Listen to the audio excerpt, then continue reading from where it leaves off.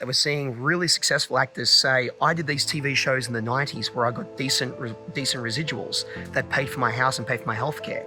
Now they're on streaming and I'm getting a literal penny in the paycheck. Right now I'm on a huge streamer, an Emmy-nominated show. I will receive no residuals from that.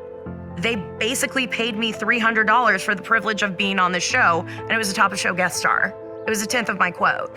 I could barely pay my DWP bill with that. I know people who've gotten features on streaming, and they get $2,500 and they never see another penny. I gotta make a living, and if we're not gonna fight for that, then our industry is gonna die. It just doesn't make sense to me that they're not getting actual revenue for their work. It's only gonna be the richest people that are gonna be able to work in this industry. Seeing friends on the picket lines and knowing that there's people with hit shows on Netflix driving Uber to pay their rent, it's just frustrating as someone who appreciates storytelling.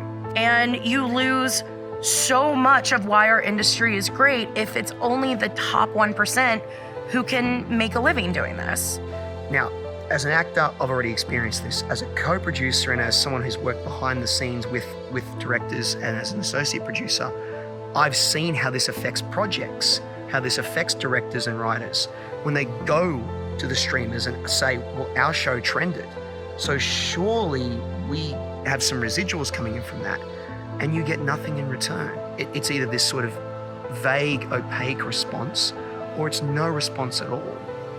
And that's what's made me so angry, is to see how common that is and how it spreads across this multitude of platforms. I haven't seen residuals from a project since 2012 because either shit has been pulled off the internet or these streamer contracts, these new media contracts, which are not new media, they should be streaming video on demand, there's no residuals built in. I mean, I know actors who have done TV series for Disney+, huge TV series, and they're getting scale with no resids. And if you're making the same show on HBO, you would be making a reasonable amount of money because HBO is still a relatively broadcast medium, with the exception of Max. They still have terrestrial broadcast. How is it that I am on an Emmy-nominated show in 2023, viewed millions of hours around the world, millions of hours around the world? I will make no residuals, and I was paid a tenth of my quote.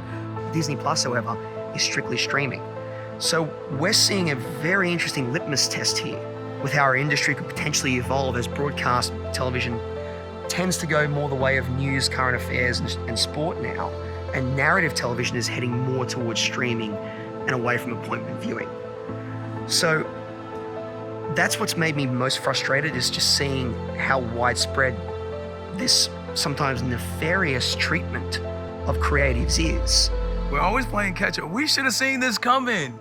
We should have seen the fight for residuals with these streaming companies like Netflix, like Hulu, like Peacock. We should have seen that because we had that fight already.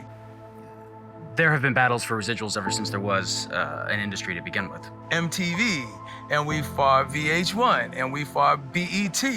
We had that fight already. The longest strike in entertainment industry history is the AFM, which was the musician strike. And they struck for over 13 months, to the point where President Roosevelt had to send them a letter, the president, and say, can you guys stop? And they're like, no, we're not gonna stop. And the fight that they were fighting was for musicians' recordings to get residuals from radio play. And it's all centered around something pretty basic, which is we're having a technological evolution with how audiences consume media. All we're asking for is for an industry standard to carry over into this new medium that's already existed for broadcast, home video, and for cinema for the better part of 4 decades now. So this is not a new request. Algorithms and data being collected on consumers has never been greater, and that it'd be so easy to divvy up or find some way to divvy up money and give it to the people that worked on these projects and helped them gain the success that they've had. This is something that already exists. We're just asking for it to be applied to this particular juncture of the evolution of our industry.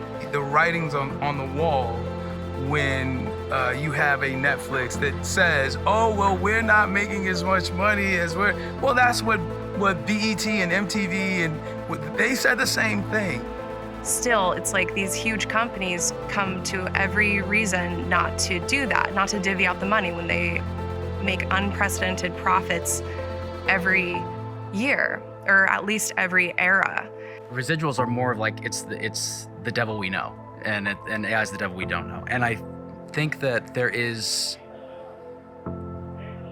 we need to get a better understanding, and we need to come to the table and like actually have a real dissection of that. Because until we understand that, I feel like everything else is kind of moot. But the hope I'm having is everybody's talking about it right now. And because of the advent of social media, even though social media can be appalling in some regards, it has given creatives a direct voice.